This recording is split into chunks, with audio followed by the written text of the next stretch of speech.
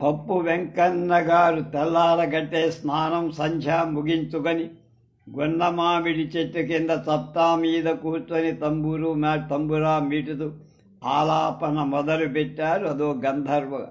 వాకిట్లో ముగ్గేస్తున్న వాళ్ళావిడ అలాగే బుగ్గ మీద వేలెత్తుకొని వింటారు. పెరట్లో గోమాత నెమరయ్యడం మానేసి అల్లెవ నేరేడు చెట్టు మీద ఉడత మామిడి కొమ్మ మీద చిలక పళ్ళు కొట్టడం మానేసి ఓ సీతాకోక చీలకొచ్చి తంబూరా మీద వాలి భ్రమరాలు పూలల్లోని తేనె తాగాల, ఈ గానంలోని తేనె తాగాల అని సందిగ్ధపడ్డాయి. ఊయల్లో ఉన్న పసిపిల్లాడు వటపత్ర శాయిల నోట్లో వేలెట్టుకొని పప్పు వెంకన్న గారి గాన మాధుర్య కళ్ళు మూసుకొని జొర్రుతున్న వెంకన్న గారి గానం ఆగింది. అంతా ఎవళ్ళ పనుల్లో వాళ్ళు పడిపోయారు. ప్రకృతిని పులకరింపచేసే తీపి ఆయన కంఠంలో. అందుకే హరికథా పితామహ ఆదిభట్ల నారాయణదాసు లాంటి వాళ్ళు పప్పు వెంకన్న వేయి కోయిలలు మోగునట్లొక మైలు వినపడినట్టి గానముతో దివ్య శరీరంతో అధికామోదమనొచ్చువారు అని మెచ్చుకొని ఇంకా ఇలా అన్నారు. జున్ను తిన్నట్టు పువ్వుల పోనమాటి నీటిపై చిల్ల పెంకులు దాటుపోలి ఒకమారు పారుల మెదగి వచ్చినట్లు తన మొయ్యిలు పెట్టవరకినట్టు ఒకమారు మేల్పరానొడడి తిప్పిన కొనలందు జలకేలి నిలిపినట్లు ఒక పరి మనుముద్దు తరియవట్టు చేతితో పూలలు చెదిరినట్టు పప్పు వెంకన్న నీ పాట వెన్న ముద్ద లేసినట్టుల జువ్వల నెగసినట్టు నన్ను సన్న చెంబేరి జువ్వల చెంబేరి జాజులు జల్లినట్టు చెన్ని పూదేన పైబై చిందినట్లు అని జాను తెనుగులో వేనేళ్ల పొగడా. అప్పట్లో మదరాసు ఆంధ్ర మహాసభ వివిధ ప్రాంతాల నుంచి సంగీత విద్వాంసుల్ని రాజపోషకుల్ని పిలిచి సంగీత సభలు పెట్టించేవారు. సరే, సభ మొదలై పప్పు వెంకన్న కేవలం శ్రోతగా వెళ్ళాడు. తీరా పాడాల్సిన గాయకుడు రాల. పావు గంట అయింది, అరగంట అయింది, గంట. నిర్వాహకుల గుండెల్లో రైలు. సభలో కలకల.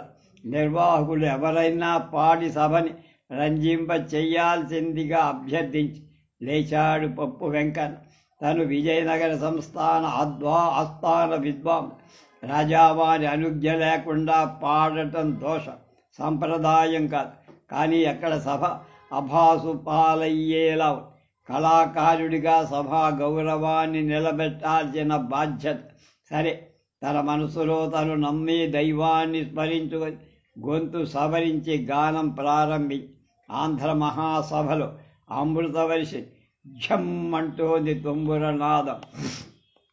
తటకిట తటకి కటకట అంటోంది మృదం. దండం డం డం డం అంటోంది మోర్సింగ్. రాగధార ఆరంభమై ఆకాశం నుండి శంభుని శరంబందుండి అన్నట్టు బొట్టు బొట్టుగా ఆరంభమైన మకరంద ధారలు ములిగి మూర్ఛనలు పోతున్నారు శ్రోతలు. ఇక పప్పు వెంకన్న తన్మయులై పాడేస్తుంది.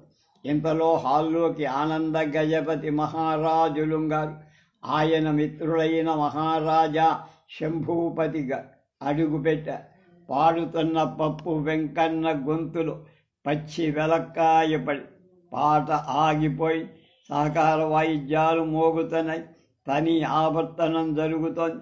ఆనంద గజపతి మహారాజు పప్పు వెంకన్నను గమనించారు, కానీ ఏం మాట్లాడ. మైసూరు మహాజా మాత్రం అర్ధ నిమీలిత నేత్రుడై ఆనంద పరవశుడై ఉన్న పప్పు వెంకన్న పాట పునఃప్రారంభించాడు. మళ్ళీ మొదలైంది గంగాజలి. శంభూపతి గారికి మతిపోయింది. ఏమిటి గంధర్వగా తను ఎన్నెన్నో సభల్లో ఎంతమంది సంగీతాన్ని వెళ్ళ. ఈ కొత్త గాయకుడెవడు కాదు, ఈ గంధర్వుడెవడు. కార్యక్రమం అయిపోయి మహారాజులిద్దరూ వేదిక మీదికి వచ్చారు. శంభూపతి గారు సభికలను ఉద్దేశించి, మేం మా ఎరుకలో ఎన్నడూ ఇంత మధుర మంజుల మోహన గానాన్ని రుచి చూసి ఎరగం.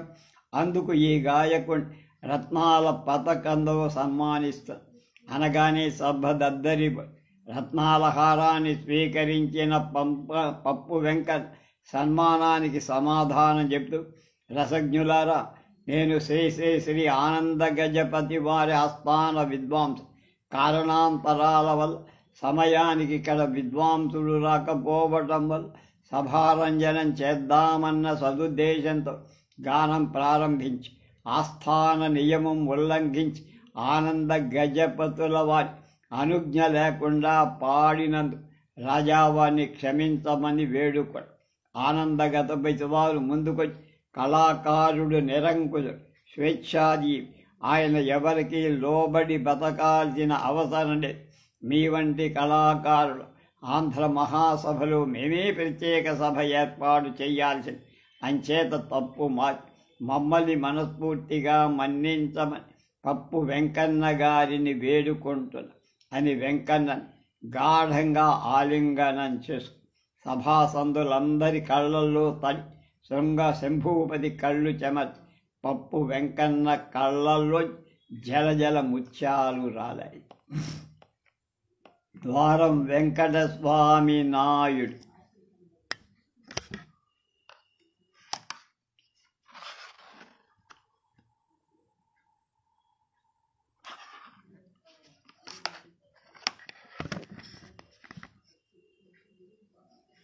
అది 1893 సంవత్సరం దీపావళి. దీపాల వేళ కర్ణాటక దేశంలో ఓ పసిపాప ఏడున్నక్క రాగంలో ఏడ్చారు. ఆ ఏడుపులో ఓ గమకం కోరిక కర్ణాటక సంగీత జగత్తులో ఒక కొత్త ద్వారం తెరుచుకుంది. ద్వారం వెంకటస్వామి నాయుడు గారు అలా ఆవిర్భవించి 10 ఏళ్ళు వచ్చాయి. నాయుడు గారు 6వ క్లాస్ చదువుతున్నాడు.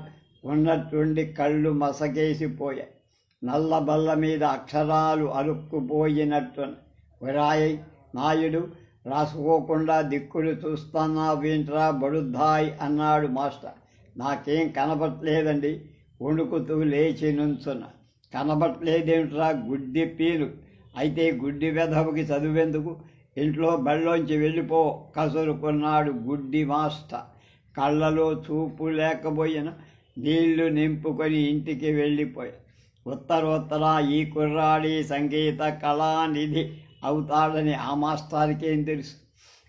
పైగా మాస్టారి తిట్లే దీవెనలై. ఆయనే కనుక స్కూల్లోంచి పొమ్మనకపోతే మన నాయుడు గారు కూడా ఏ సెకండ్ ఫారము చదువుకొని ఎక్కడో గుమాస్తా అయ్యేవాడేం. ఆంధ్రదేశానికి సంగీతం అనర్ఘరత్నాన్ని అందించిన ఆ మాస్టారికి జోహార్లు. కళ్ళలో నీళ్లు కక్కుకొని ఇంటికొచ్చిన నాయుడు కనబడటం మానేశారు.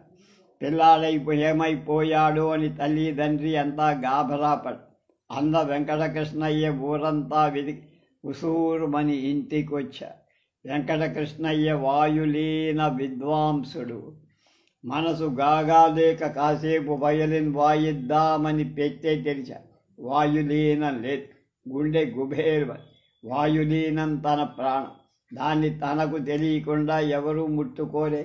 ఇల్లంతా వెతికితే ఒక చోట నుంచి నాదం వినిపించి మేడ మీద కూర్చొని తదేక ధ్యానంతో వాయులీనం వాయిస్తున్నాడు తమ్ముడు. ఆశ్చర్యపోయాడన్న. వాడు వాయులీనం ఎప్పుడు నేర్చుకున్నాడు? గమకాల సొగసుగా ఎలా పలికిస్తున్నాడు? కానీ అలా వింటూ ఉండిపోయి ఆ వాయులీనంలో ఏదో మెత్తద, ఆ వాయులీనంలో ఏదో మత్తుదనం. వాయులీనం వింటుంటే హృదయం మీటినట్టు. మీడు సామాన్యుడు కాదు, కారణ జన్మ. సరస్వతి కటాక్షం సంపూర్ణంగా ఉన్న అదయోగి. అంతే. వెంటనే అన్నగారు ఒక నిర్ణయానికి వచ్చి తమ్ముణ్ణి తీసుకొని వీణా విద్వాంసులు తుమరాడ సంగమేశ్వర శాస్త్రి గారి శిష్యుడైన నందివనం వెంకన్న గారి దగ్గర తీసుకెళ్లి శిష్యుడిగా చేర్పించి, అదిగో అన్నయ్య అంటే వారు. ద్వారం వెంకటస్వామి నాయుడు తపస్సు ఆరంభమై తనకి దృశ్యం కనపడు, శ్రావ్యం తప్ప. ఆ చీకటి క్యాన్వాసు మీద వాయులీనంతో చిత్రాలు గీయాలి, రంగులద్దాలి, మెరుపులు మెరిపించాలి, పూలు పోయించాలి. గమనంలో ఎక్కడో అందకుండా సంచరించే రాగగంగ భగీరథుడిగా కిందకి దించాలి. అనంత సాగర గర్భాన్ని అస్పృశ్యంగా ఉండిపోయిన రాగామృతాన్ని వాయులీనంలో వధించి మోహిని అయి శ్రోతలందరికీ అమృతం పంచిపెట్ట. పొద్దున్న బ్రాహ్మీ ముహూర్తంలో వాయులీనం మీద కమాను ఆడటం ప్రారంభిస్తే మళ్ళీ అపరాహ్నం వేళ వరకు అదే ధ్యాస, అదే శ్వాస. మళ్ళీ సంధ్య వేళ మొదలితే ఎన్నో రాగాలు మెల్లిమెల్లిగా గగనం వైపుకెళ్ళి విచ్చుకోవడం. వాయులీనం తీగలు నరాలు, వాయులీనం హృదయం. నాయుడు గారి శరీరంలో వాయులీనం అంతర్భాగం. కేవలం సాధన చెయ్యటమే కాక అన్నగారితో కాకినాడ సరస్వతి గాన సభకు వెళ్ళి అక్కడికి వచ్చే మహామహోపాధ్యాయు సంగీత సామ్రాట్ అయిన కోనే రాజపురం వైద్యనాథయ్య, అరియకూడి రామానుజయ్యంగా, కాంచీపురం నాయన పిళ్ళై, మహారాజపురం విశ్వనాథయ్య, పాల్ఘాట్ అనంతరామ భాగవత మొదలైన గాత్ర విద్వాంసులు, బెంగళూరు నాగరత్నం, తిరువాలూరు రాజయ్య, మత్త వసంత కోకిల, కోయంబత్తూరు తంబి, ఎంఎస్ సుబ్బలక్ష్మి మొదలైన గాయనీమణులు, తిరుకొడి కావల్ కృష్ణయ్య, మలై కోటై గోవిందస్వామి పిళ్ళై వంటి వయోలిన్ విద్వాంసులు, వీణశేషన్న, సంగమేశ్వర శాస్త్రి వంటి వైణి, దక్షిణామూర్తి పిళ్ళై, అహళలంబి మొదలైన మృదంగ విద్వాంసులు, ఇంకా ఎంతోమంది హిందుస్థానీ గాయకుల సునిశితంగా పరిశీలి సంగీతంలో ఎన్నో మెళుకువలని వంట పట్టించుకున్నారు ద్వారా. మై ఫ్రెండ్స్ అనే సంగీత సభ, సంగీత విద్వాంసులంతా తమ తమ ప్రతిభా పాఠవాన్ని ప్రదర్శిస్తున్నారు. చివరగా నాయుడొచ్చా.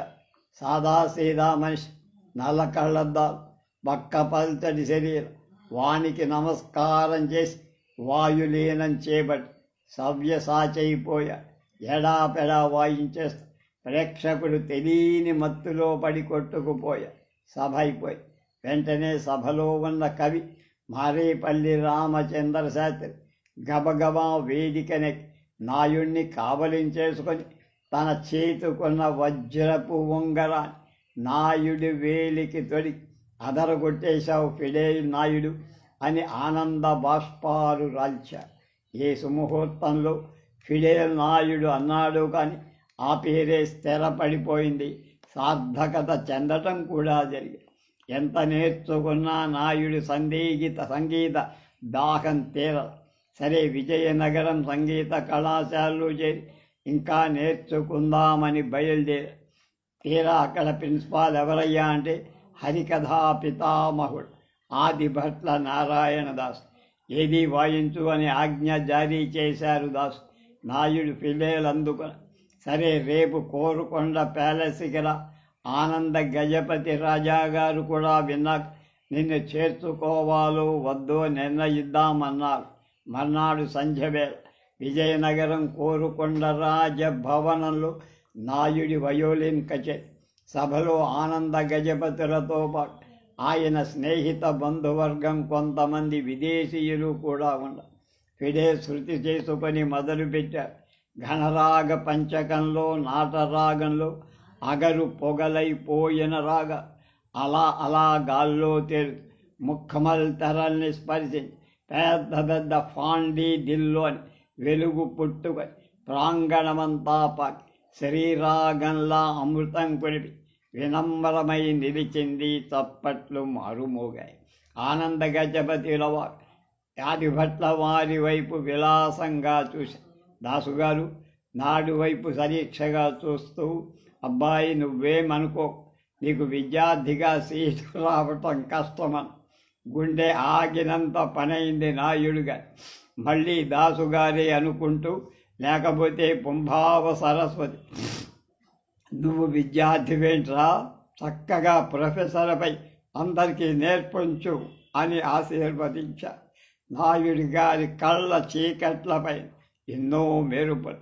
విజయనగరం సంగీత కళాశాల వయోలిన్ అధ్యాపకులు ద్వారం వెంకటస్వామి నాయుడు నాయుడు గారు దాదాపు భారతదేశంలో అన్ని సంగీత సభల్లో వాయించారు. 1941లో మద్రాస్ మ్యూజిక్ అకాడమీ అధ్యక్షత వహించి సంగీత కళానిధి అనే బిరుదు తీసుకున్నారు. 40లో మైసూరు రాజా వారికి బంగారు రాజముద్రికతో పాటు సంగీత రత్నాకర బిరుదు. 49 విజయవాడ పురపాలక సంఘం ఆధ్వర్యంలో పౌర సన్మానం. అదే సంవత్సరం ఆంధ్ర విశ్వవిద్యాలయం వారి చేత కళాప్రపూర్. 53లో రాష్ట్రపతి అవార్డు. 57లో పద్మశ్రీ. ఆ సంవత్సరం వెంకటేశ్వర విద్యాలయం చేత డీలిట్ పొందారు. ఇలా ఎన్నో బిరుదులు సన్మానాలు అన్నట్టు చెప్పడం మర్చిపోయా. ద్వారం వెంకట స్వామి నాయుడు ప్రసిద్ధుడైపోయాక చిన్నప్పుడు గుడ్డి పీనుగా అని తిట్టిన మాస్టారు నన్ను క్షమించు నాయన, నువ్వింతటి వాడవవుతావని ఎవరైనా కంటతడి పెట్టుకుంటే మీరు ఆ రోజు తిట్టారు కనుకనే ఇంతటి వాణ్ణయ్యాను మాస్టారు అన్నాడు సౌమ్యుడు ద్వారా. 1964 ఆంధ్రప్రదేశ్ ప్రభుత్వం నాయుడుగా ఆస్థాన విద్వాంసుడిగా నియమించి ఆ సందర్భంలో సంగీత నాటక అకాడమీ చేసిన సన్మానం అందుకున్న రాత్రి నాయుడు గారికి గుండెపోటు వచ్చి మిత్రుడు మృదంగ విద్వాంసుడు అయిన కోలంక వెంకట్రాజుగా పక్కన ఉండగా ద్వారం వారి ప్రాణవాయులైన అనంత వాయువుల్లో విలీనమైపోయి. 15 మన్నే సత్యనారాయణ, సజ్జాపురం తణుకు. మీ వ్యాసం పప్పు వెంకన్న గారి గానంలా సాగింది. ఆయన గాన మాధుర్యాన్ని వివరించిన తీరు మధురంగా నడిచింది. మీ వ్యాసంలో ఆనంద గజపతి మహారాజు గురించి ప్రస్తావించిన ఆయన వ్యక్తిత్వాన్ని ఎలా చిత్రిస్తారో అనుకున్నా. వ్యాసం చివరికి వచ్చేసరికి ఆయన ఉన్నతమైన సాత్విక వ్యక్తిత్వం యథార్థంగానే చిత్రించి వారి గురించి నేను కొంత అధ్యయనం చేశా. ఎందుకంటే గురజాడ అప్పారావు గారి గురించి అధ్యయనం చేసిన వారు ఆనంద గజపతి గురించి బాగా తెలుసుకోగలుగుతారు. గురజాడ అప్పారావు గారు ఆయనను ఆనందరాజు అని ఆత్మీయంగా పిలిచేవారు. మన్నే సత్యనారాయణ, సజ్జాపురం తణుకు. మహేంద్రవాడ బాపన్న శాస్త్రి 1904లో పుట్టారు. సరిగ్గా 90 ఏళ్ల క్రితం తూర్పుగోదావరి జిల్లాలో ఇంజరం గ్రామం అప్పుడే తలతలమారుతోంది. కొబ్బరి మట్టలతో వెలిగించిన పొయ్యిల నుండి పొగ మంచులా ఊరంతా వ్యాపి సన్నటి సూర్యకిరణాలు చెట్ల సందుల్లోంచి పెంకుటిళ్ల మీద పడుతుంది. ఆవుల అంబారవాలు, కాకుల కావు కావు, నూతి గెలకల చొప్పు వీటన్నిటినీ చీల్చుకుంటూ కమ్మగా ఆధ్యాత్మ రామాయణ కీర్తన. 3 ఏళ్ల పిల్లాడికి తలంటుతోంది తల్లి. వాడు గోల పెట్టేస్తున్నాడు. మొత్తానికి యజ్ఞం అయినంత పని. వెంటనే పాలు పట్టించేసి ఏడుపు ఆపేశాడు. ఆ రోజు కృష్ణాష్టమి. తన పిల్లాన్ని కృష్ణుడల్లి అలంకరిస్తోంది సూర్య. గురదాల జుట్టు దువ్వింది, కస్తూరు బట్టి పెట్టింది, పాత పట్టు పంచె చించి కట్టి దాని మీద మొలతాడెక్కించి తన కాసుల పేరు తీసి మెళ్ళు వేసి చేతుకో పిల్లన గురోవిచ్చి అచ్చం బాలకృష్ణుడల్లే ఉన్న తన దిష్టే తగిలేలా ఉంది. గబగబా దిష్టి చుక్కవే. పిల్లాడు గలగలా నవ్వ. కృష్ణం కలయ సఖీ సుందరం తరంగం అందుకుంది సూర్య. ఆ బాలకృష్ణావతారం పేరు బాపన్న శాస్త్రి. పిల్లాని చంకనేసుకొని ఊళ్ళోకెళ్ళి ఊళ్ళో అందరి కళ్ళు పిల్లాడి మీద. ముద్దెత్తుకునేవాళ్ళు కొందరు, ఎత్తుకునేవాళ్ళు కొందరు, ఏవో పళ్ళు పూలు పెట్టేవాళ్ళు కొందరు. ఆ ఊళ్ళో శివాలయం విష్ణాలయం 2 అని. పిల్లాని ఓ చోట దింపి ప్రదక్షిణాలు చేస్తోంది తల్లి. బాలకృష్ణుడు తప్పటడుగులు వేసుకుంటూ ఎటో వెళ్ళిపోయాడు. తీరా తల్లి వచ్చేసరికి పిల్లాడు లేడు. కాళ్ళ కింద భూమి చీలిపోయినట్లయింది తల్లి. నాన్నా బాపన్న, తండ్రి కన్నా బాపన్న వెర్రి దానిలా వెతికేస్తోంది. ఊళ్ళో జనం కూడా కలయ తిరిగా. తల్లి సూర్యాంబ, తండ్రి కామయార్యులు వెతకని చోటులే. ఎలాగూ ఎందుకు అదే ప్రాంగణంలో ఉన్న శివాలయంలోకి వెళ్ళింది తల్లి. లింగం వెనకాల నుంచి చిన్న నవ్వు వినిపిస్తారు. వెనక్కి వెళ్ళి చూస్తే బాలకృష్ణుడి వేషంలో ఉన్న శాస్త్రి ఉంగా భాషలో లింగంతో మాట్లాడుతున్న. ఎంత మనోహర దృశ్యం! తన నెత్తి మీద నెమలి పింఛం లింగం మీద పడి ఉంది. కృష్ణుడి ఒంటి నిండా విభూది, హరిహరాద్వైతం అక్కడ సాక్షాత్కరి. తల్లి గబగబా పిల్లాన్నెత్తుకొని ముద్దుల్లో ముంచెత్తే. కాపాడే పరమేశ్వరాని కన్నీళ్లతో ఈశ్వరుడికి దండాలెట్టుకొని. బాపన్న శాస్త్రికి బాల్యంలోనే భక్తి సంగీతం రెండూ వంటబడి. తల్లి అధ్యాత్మ రామాయణ కీర్తనలు నేర్పితే, తండ్రి తరంగాలు నేర్పితే. బ్రహ్మశ్రీ రేగిళ్ళ జగన్నాథ శాస్త్రి గారు, దుడ్డు సీతారామయ్య గారు గురువులై.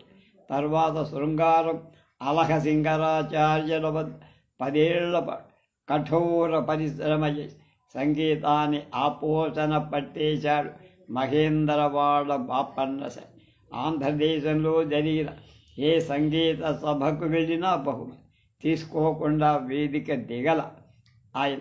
1930 నాడు కొలంబియా రికార్డింగ్ కంపెనీ వారు బాపన్న గారి పాటలు రికార్డులుగా విడుదల చేసి 36లో ఆకాశవాణి మద్రాసు కేంద్రంలో, తర్వాత ఆకాశవాణి విజయవాడ కేంద్రంలో కూడా బాపన్న గారి పాటలు రికార్డు చేసి 1943 నుంచి ఇంజరం గ్రామంలో ప్రతి ఏడు త్యాగరాజస్వామి ఆరాధన ఉత్సవం ఘనంగా చేయటం ప్రారంభించారు.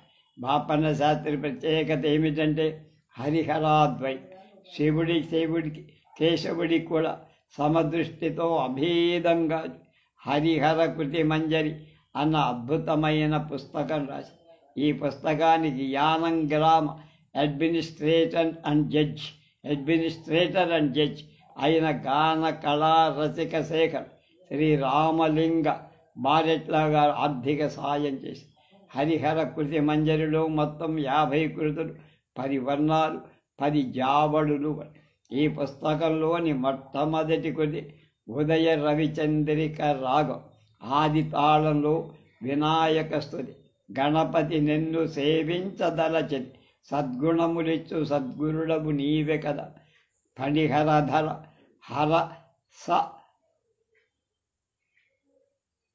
హరిసతౌ తనయ గణనాయక నా వందనమందుకో.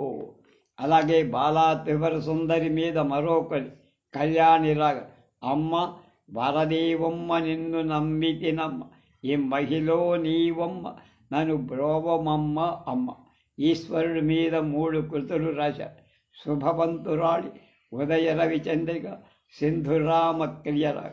ఎంతోమంది సంగీత విద్వాంసులాగే మహేంద్రవాడ బాపన్న శాస్త్రి గారు కూడా సంగీతాన్ని కేవలం భక్తికే కాక భక్తి కూడా ఉపయోగించి నాదోపాసన చేసి తరించిన ధన్యజీ.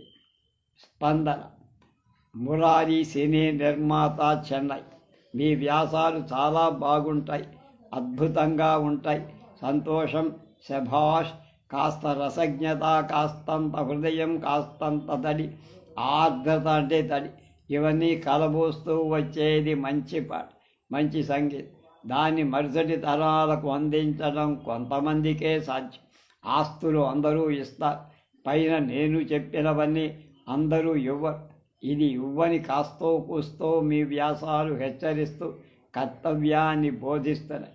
నిమ్మరసంలో తేనెలో నిమ్మరసం లాగా జీవితం ఉండాలంటూ ఏముండాలో చెప్తున్న మీ వారసాల పేరు వారసత్వం అంటే బాగుంటుంది అన్నాడు మురారి సినీ నిర్మాత, మెడ్రాసు నుంచి. ఇవాళ చివరి గాయకుడు పారుపల్లి రామకృష్ణయ్య పంతులు గారు.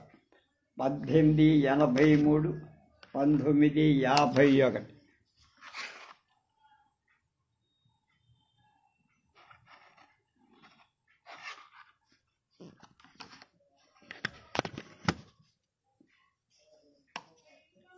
ఆంధ్రదేశంలో 2 శ్రీకాకుళాలున్నాయి.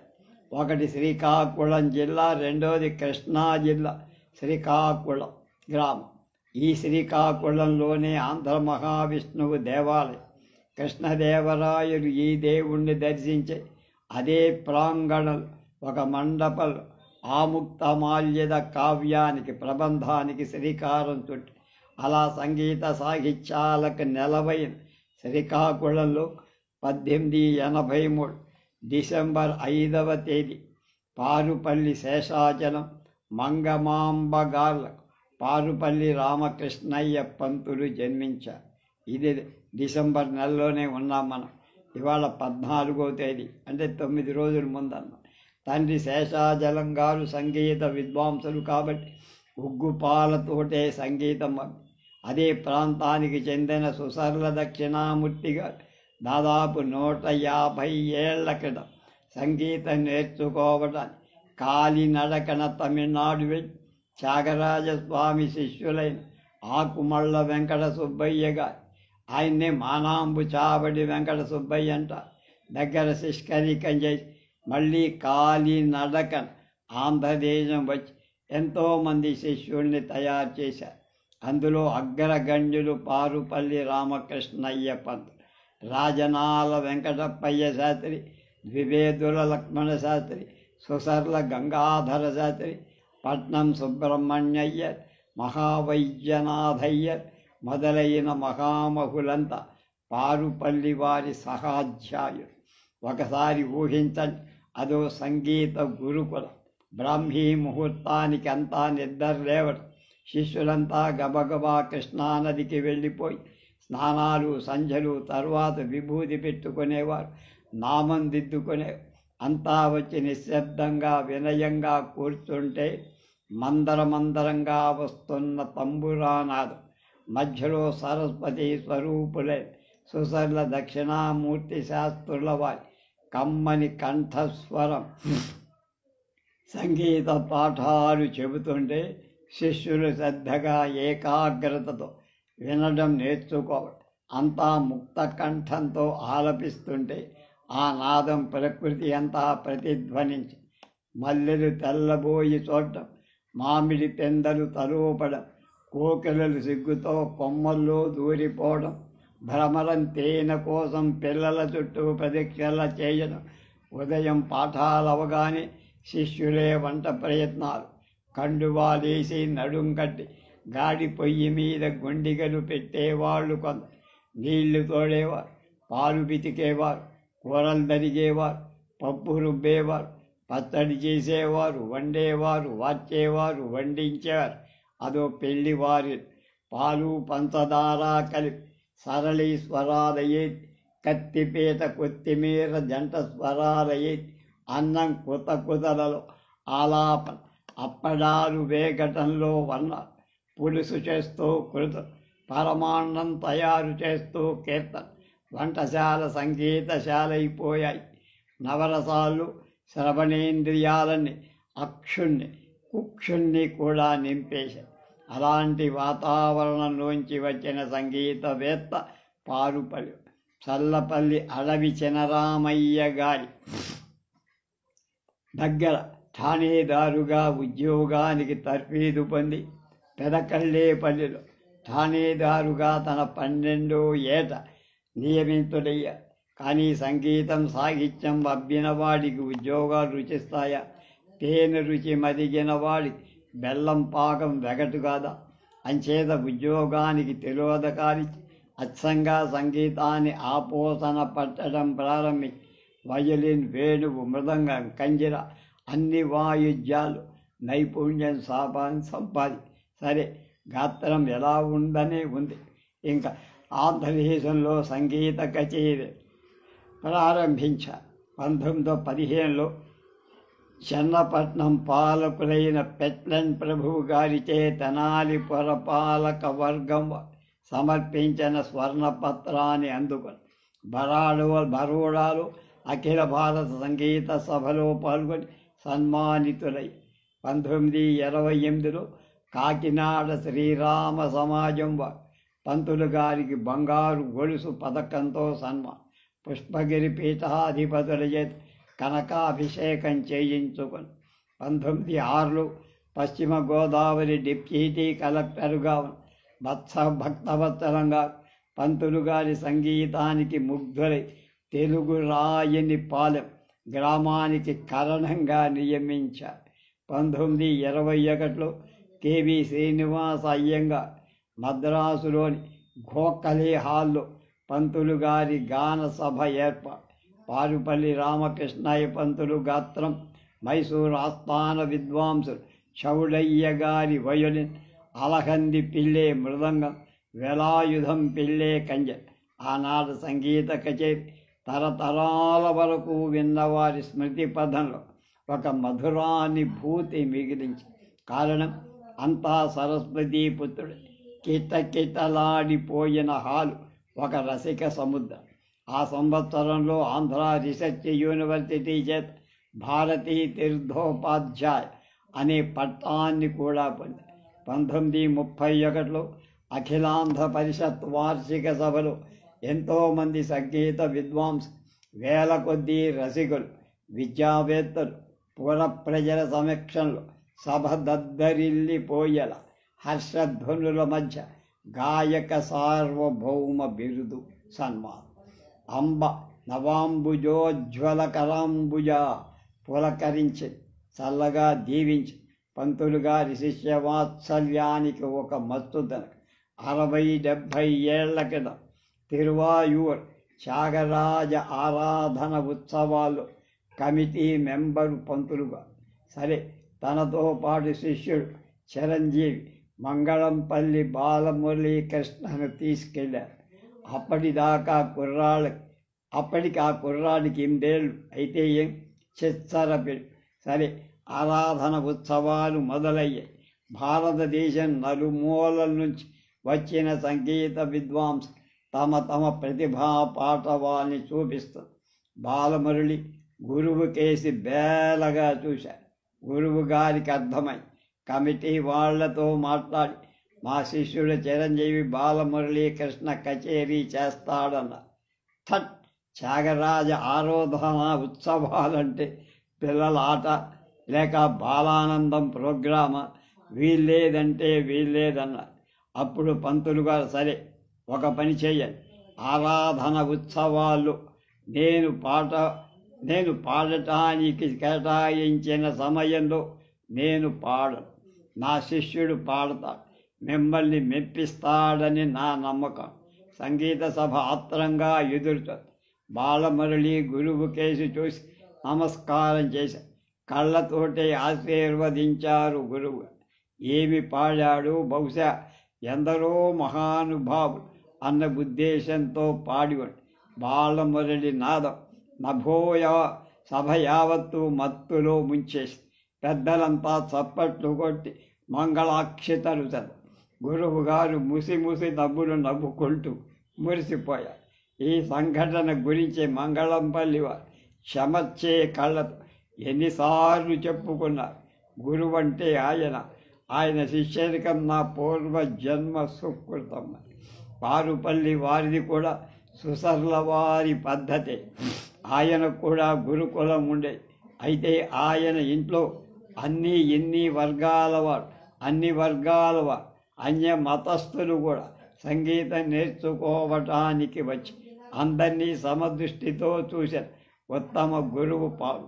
ఉదాహరణకు అన్నవరపు రామస్వామి, దాలిపట్టి పిచ్చగడి, పాతూరి సీతారామయ్య చౌదరి, వంకదారి వెంకట సుబ్బయ్య గుప్తా, షేక్ చెనమౌలా సాహెబ్, జీవి రామకుమారి, నల్లాన్ చక్రవర్తుల కృష్ణమాచార్యులు, మంగళంపల్లి బాలమురళీకృష్ణ, నేతి శ్రీరామ శర్మ, అరుంధతి సర్కార్, చిలకపూడి వెంకట శర్మ, వెంకటేశ్వర శర్మ ఎంతోమంది శిష్యులకు సంగీతంతో పాటు ఇంగిత జ్ఞానం కూడా నేర్పారు మహానుభావుడు పారుపల్లి. సుసల దక్షిణామూర్తి గారు కాలం చేశాక ప్రతి ఏటా ఆయన పేర ఆరాధన ఉత్సవాలు జరుపుతూ స్వయంగా తద్దినం పెట్టేవారు పంతులుగా. 1951 సుసర్ల వారి ఆరాధన ఉత్సవాలు విజయవాడలో దుర్గాపురంలో శరభయ్య గుళ్ళలో జరుగుతున్న అపరాహ్నం వేళ గురువు గారికి ఆబ్దీకం పెట్టి మేడ దిగి కిందికి వెళ్ళి తూర్పు వైపున గురువు గారిని స్మరిస్తూ సాష్టాంగ ప్రణామం ఆచరించిన పారుపల్లి రామకృష్ణయ్య పంతులు గారు మరి లేవల గురుస్మరణ చేసుకుంటూ నాద బ్రహ్మలో ఐక్యమైపోయారు. రేపు ఆంధ్ర జయదేవ కామసముద్రం అప్పలాచార్యులు గారి గురించి తెలుసుకుందాం.